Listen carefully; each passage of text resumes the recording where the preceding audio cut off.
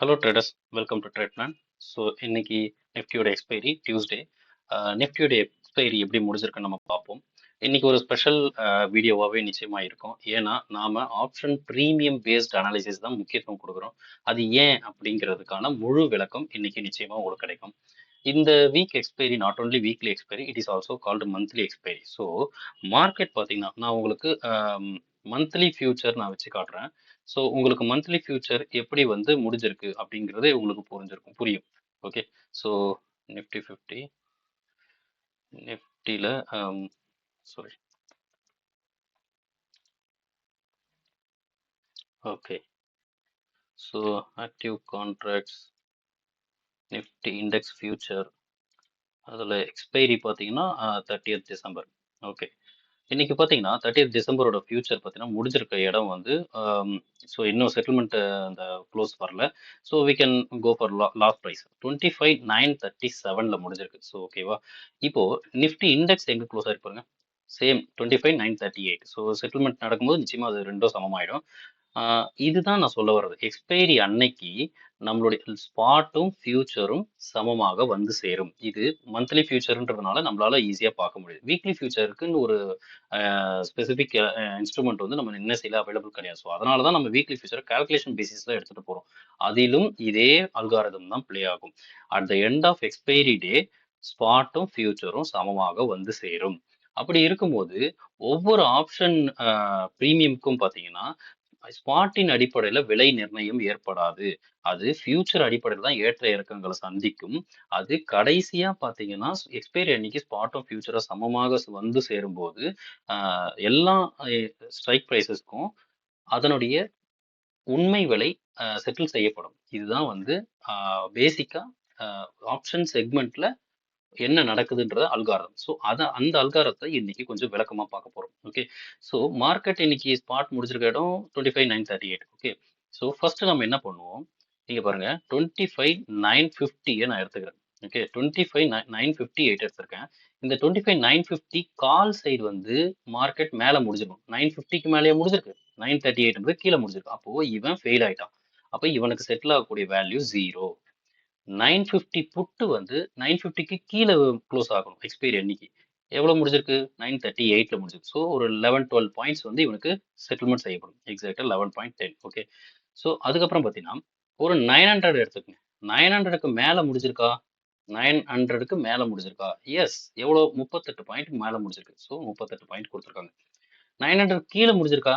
இல்லை. அப்போ 0. So settlement என்பது இப்படிதான் அமையும். அதே மாதிரி 26,000 எடுத்து பாருங்க. 26,000க்கு மேலேயா முடிஞ்சிருக்கு மார்க்கெட்? இல்ல. அப்போ அவனுக்கு 0. 26,000 கீழே முடிஞ்சிருக்கா? எஸ். 938. ஸோ கிட்டத்தட்ட ஒரு 61, 62 பாயிண்ட் வந்து கீழே முடிஞ்சிருக்கு. அப்போ அதுதான் அவனுடைய உண்மை விலையா கொடுக்கப்படும். இதுதான் செட்டில் ஆகப்படும். ஸோ இப்படிதான் மெக்கானிசம் ரன் ஆகுது. இதை புரிஞ்சுக்கிட்டா மட்டும்தான் நம்மளால வந்து ஆப்ஷன் செக்மெண்ட்டை சரியான முறையில அதை பயன்படுத்தி நம்மளால ஜெயிக்க முடியும். ஸோ இந்த எக்ஸ்பிளனேஷனோட நான் வந்து இன்னைக்கு மார்க்கெட்ல என்ன நடந்திருக்கு, அதை நம்மளுடைய அனாலிசிஸ் மெத்தடாலஜியில் எப்படி நம்ம அதை அப்ரோச் பண்ணிருக்கலாம் அதை நம்ம பார்க்க போறோம். ஓகே. ஸோ இன்னைக்கு பார்த்தீங்கன்னா மார்னிங்கே வந்து பார்த்தீங்கன்னா ஃபர்ஸ்ட் 5 மினிட்ஸ் கேண்டலில் நம்மளுக்கு கிடைச்ச எக்ஸாம்பிள். ஓகே. நமக்கு கிடைச்ச high and low. So first கேண்டலோட ஹை அண்ட் லோ நான் ஸ்பாட்டை ஹைட் பண்ணிக்கிறேன்.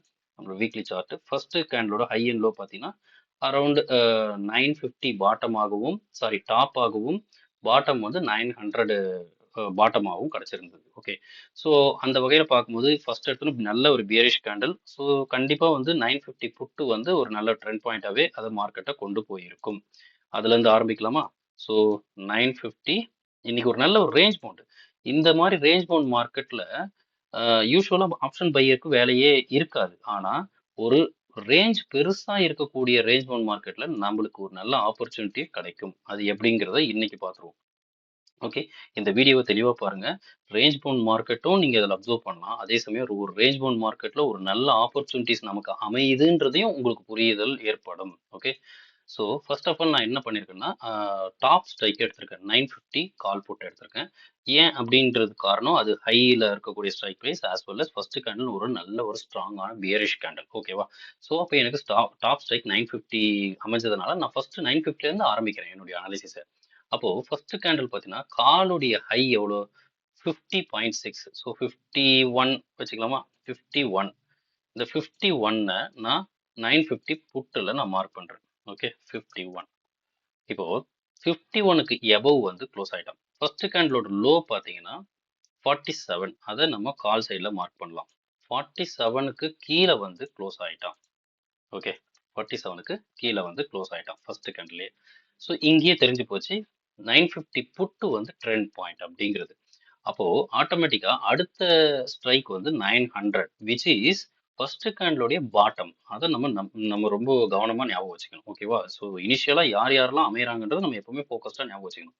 ஸோ இவனுடைய ஃபர்ஸ்ட் கேண்டலோட ஹை பார்த்தீங்கன்னா 79.9, ஒரு 18 நம்ம இங்க பிளாட் பண்ணிப்போம். 80 அப்படின்னு சொல்லி நெக்ஸ்ட் லெவல் டார்கெட்டை நம்ம இங்க மார்க் பண்ணுவோம். இந்த 80ய இங்க பாருங்க, ஃபர்ஸ்ட் அதை ரீச் பண்ண உடனே நல்லா தெரிஞ்சுதா? ஸோ 900 காலுடைய ஹையை இங்க ரீச் பண்றோம். ஓகேவா? அங்க இருந்தா ரிவர்ஸ் ஆயிருக்கான். Okay, fine. இப்போ ஏற்கனவே இருந்த ட்ரெண்ட் பாயிண்ட் 950 புட்டு தான். அவனுடைய லோ பாத்தீங்கன்னா 47 நம்ம ஏற்கனவே சொல்லியிருக்கோம். அந்த 47 இங்க 900 கால்லயே மார்க் பண்ணி பாருங்க. அந்த 47 என்ன பண்ணிருக்கான்? பிரேக் பண்ணி கீழே போயிருக்கான். ஃபைன்.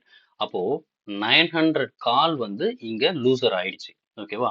இங்க 950 புட்டு வந்து ரீச் பண்ணிடுச்சு. ஓகே, ஆப்வியஸா இங்க லூசர் ஆகும், நம்ம நெக்ஸ்ட் ஸ்ட்ரைக் போகணும். ஆனா பிரச்சனை என்ன ஆச்சுன்னா இங்க பாருங்க, 850 கால் நான் எடுத்துக்கிறேன்.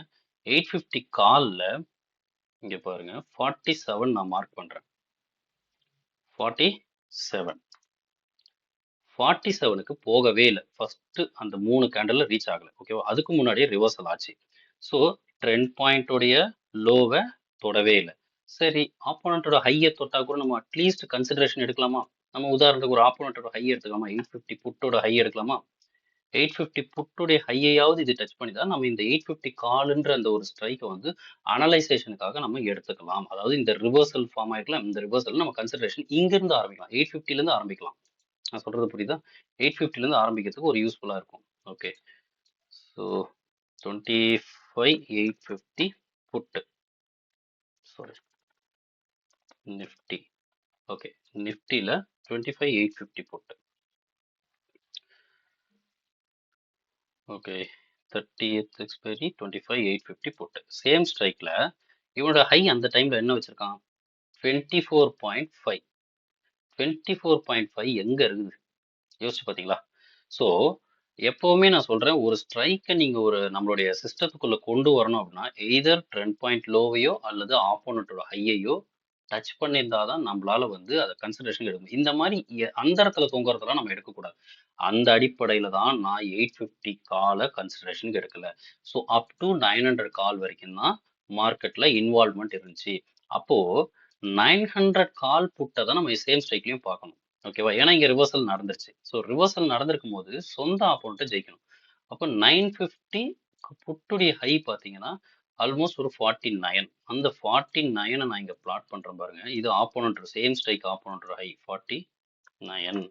இதை பாருங்க, எக்ஸாக்டா இந்த இடத்துல தான் இது பிரேக் நடக்குது. ஸோ இந்த பிரேக் நடந்த பிறகு ஒரு பெரிய ரேலி போயிடுச்சு. பட் இருந்தாலும் ஸ்டில் அது ஒரு புல் பேக் வரும்போது இமிடியேட்டா அந்த இடத்துல தான் பிரேக் போச்சு, திரும்ப ரிவர்சல் ஆச்சு.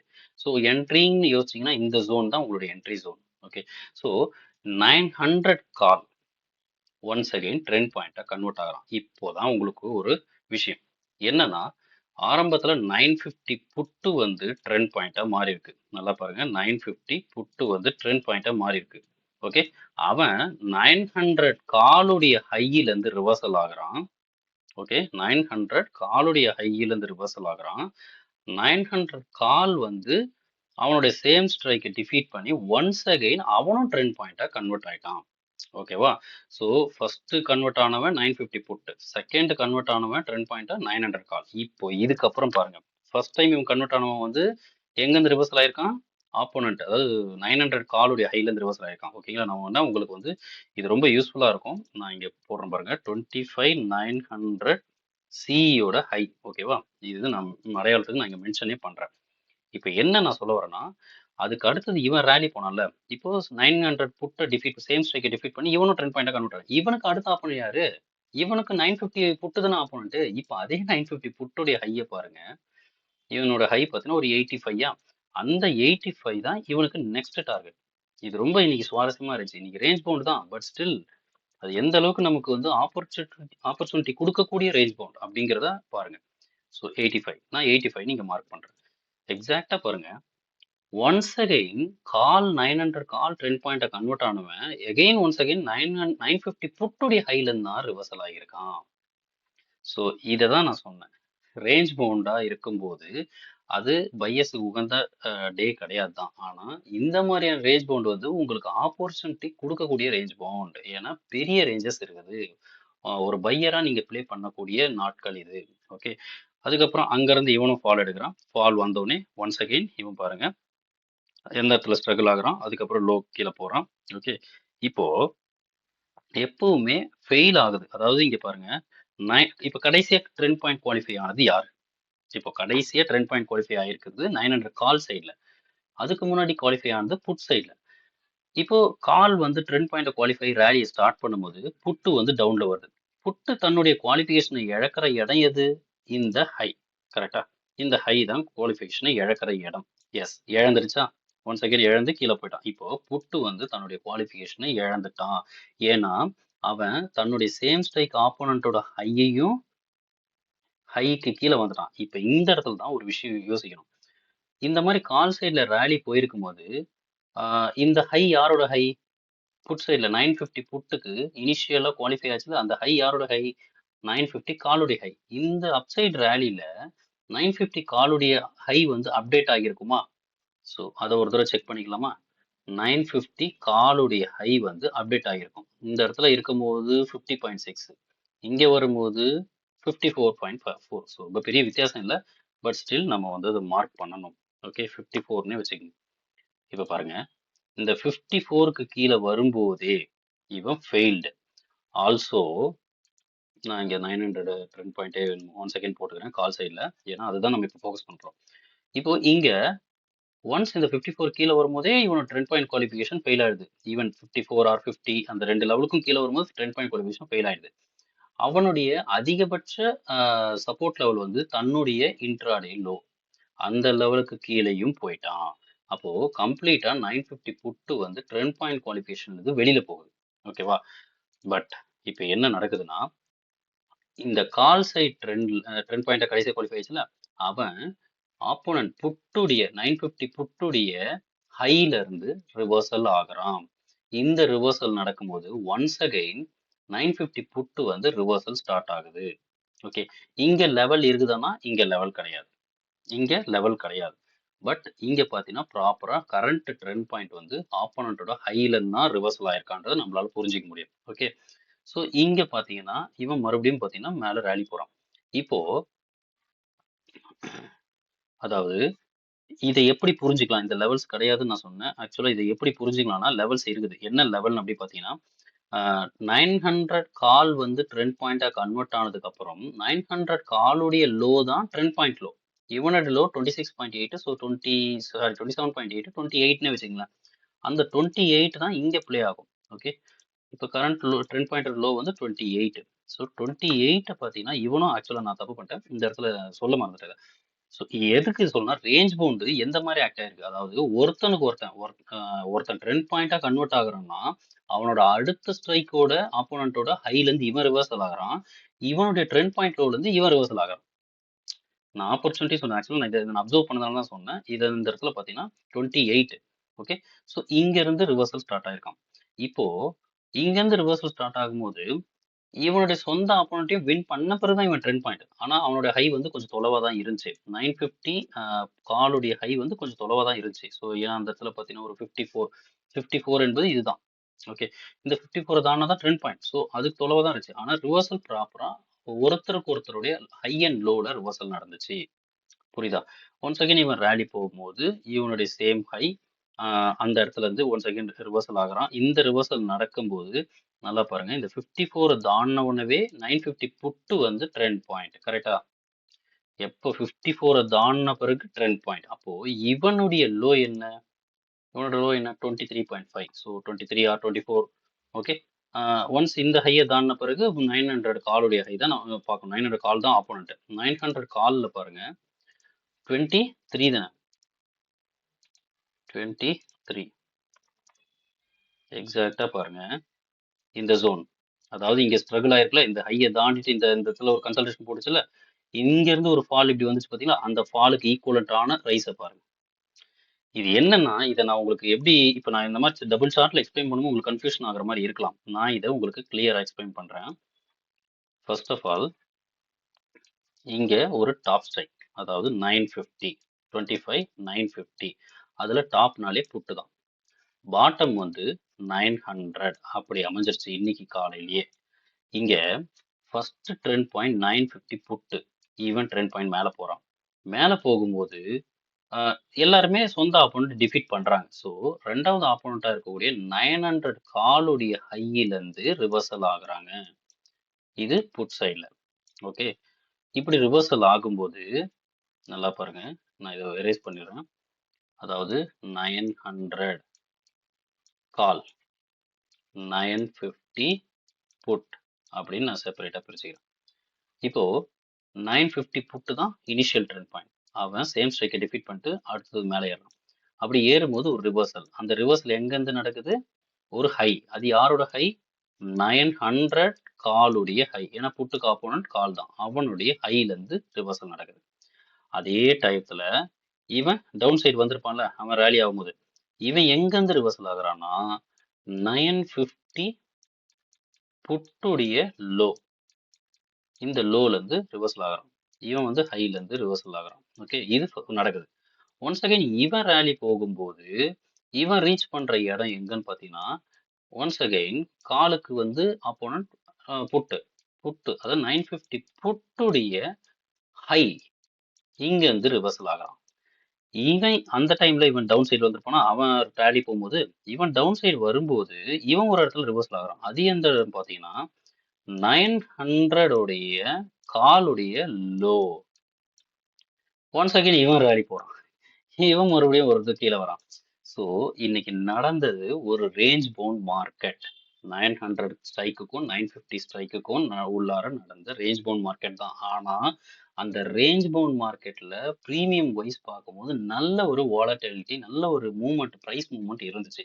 ஒரு ப்ராப்பரான பாட்டம்ல இந்த இப்போ இது வந்து கால்ல நடந்திருக்குது, இது புட்ல நடந்திருக்குது. இத அப்படியே நாம மார்க்கெட்டா அப்சர்வ் பண்ணா டாப்ல ஒரு ஸ்ட்ரைக் ஆர் டாப்ல ஒரு லெவல், பாட்டம்ல ஒரு லெவல். ஸோ மேல ஃபர்ஸ்ட் இனிஷியலா மேல இருந்து கீழே வந்துச்சு, திரும்பவும் கீழ இருந்து மேல போகுது, திரும்ப மேல இருந்து கீழே வருது, இப்படிதான் போய் முடிஞ்சிருந்தது. ஸோ இந்த மாதிரியான மார்க்கெட்ல நல்ல ஒரு பெரிய ரேஞ்சா இருக்கும்போது, நீங்க ஸ்பாட்ல பார்க்கும்போது பெரிய ரேஞ்ச் மாதிரி தெரிஞ்சிருக்குமான்னு தெரியல. ஆனா பிரீமியம்ல தாராளமா ட்ரேடபிளா இருந்துச்சு. அப்ப எப்பவுமே கால்னா அதாவது ஃபார் எக்ஸாம்பிள் டவுன் சைடு வருதா, அப்போ புட் சைட்ல என்ட்ரி எடுக்கணும். புட்ல பாத்தீங்கன்னா ஒரு லோ கிடைக்கும், அந்த லோல பை பண்ணிருக்கலாம். இதே ரிவர்சல் ஆகி மார்க்கெட் அப் சைட்ல போகுது, அப்போ கால் சைட்ல ஒன் செகண்ட் அவனுடைய லோல பை பண்ணணும். இது ரேஞ்ச் பவுண்ட்ல ரேர் மார்க்கெட்ல இந்த மாதிரி அமையக்கூடிய பாசிபிலிட்டி இருக்குது. இது மாதிரியான ஆப்பர்ச்சுனிட்டி கிடைக்கும் போது ஒரு ஆஸ் அ பையரா உங்களால இதுல இன்வால்வ் ஆக முடியும். இன்னைக்கு எத்தனை பேர் இதை அப்சர்வ் பண்ணாங்கன்னு தெரியாது. இன்னைக்கு ரொம்ப ரொம்ப நான் வந்து ஒரு மெசேஜ் கூட போட்டிருந்தேன். 25,950க்கும் 25,900க்கும் இடையிலான ரேஞ்ச் பவுண்ட் அப்படின்னு நான் போட்டிருந்தேன். அந்த ரேஞ்ச் பவுண்ட்ல ஒரு பையரா உங்களுக்கு பை அட் லோ கான்செப்ட்ல உங்களுக்கு ஆப்பர்ச்சுனிட்டியை நீங்க எக்ஸ்பெக்ட் பண்ணிருக்கலாம், பிடிச்சிருக்கலாம். பை அட் லோ, அது both call side and put side. So இன்னைக்கு மார்க்கெட்ல இந்த மாதிரியான ஒரு அனுபவம் தான் உங்களுக்கு கிடைச்சிருக்கும். Everyday market is very very different. நீங்க அதுக்கு தயாராகணும், நீங்க அதை கத்துக்கணும், அதை உள்வாங்கிக்கணும். உங்களால இதை சக்சஸ் பண்ண முடியும். ப்ராக்டிஸ் ப்ராக்டிஸ் ப்ராக்டிஸ் ப்ராக்டிஸை தவிர வேற ஆப்ஷனே கிடையாது. நீங்க இதை எடுத்து தான் ஆகணும். ஸோ ஒன்ஸ் அகைன் இந்த வீடியோவை போட்டு பாருங்க. நீங்க சார்ட்டை எடுத்து நீங்க ஒருவேளை இதை அப்சர்வ் பண்ணல, நான் இதை கவனிக்கல, இப்படியா நடந்தது அப்படின்னு உங்களுக்கு ஃபீல் வந்துச்சுன்னா சார்ட்டை எடுத்து உடனே இந்த லெவல்ஸை போட்டு பாருங்க. நான் பொய் சொல்லலாம், நான் மாத்தி சொல்லலாம், என்ன ஒன்று பண்ணலாம், ஆனா நம்பர்ஸ் பொய் சொல்லாது. அதை நம்புங்க. ஸோ மார்க்கெட்டை டெய்லி வாட்ச் பண்ணுங்க, அனுபவத்தை அதிகமாக எடுத்துக்கங்க. ஓகே, ஸோ இந்த வீடியோ பிடிச்சிருந்தா லைக் பண்ணுங்க. உங்களுடைய சந்தேகங்கள் ஏதாவது கேள்விகள் இருந்தால் கூட நீங்கள் கமெண்ட் செக்ஷன்லையோ இல்லை நம்ம டெலகிராம் குரூப்போட லிங்க்கை நான் டிஸ்கிரிப்ஷன்லையோ கமெண்ட் செக்ஷன்லையோ பின் பண்ணுறேன். அதில் ஜாயின் பண்ணிவிட்டு அங்கேயும் நீங்கள் பார்க்கலாம். நம்ம சில வேல்யூபிளான இன்ஃபர்மேஷனை அந்த குரூப்பில் ஷேர் பண்ணிகிட்ருக்கோம். சப்ஸ்கிரைப் பண்ணிங்க.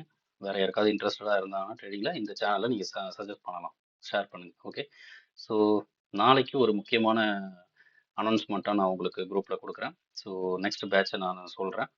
அது வரைக்கும் ஸ்டே டியூன். நெக்ஸ்ட் நாளையோட போஸ்ட் மார்க் அனாலிசிஸில் நம்ம சந்திக்கலாம். தேங்க்யூ.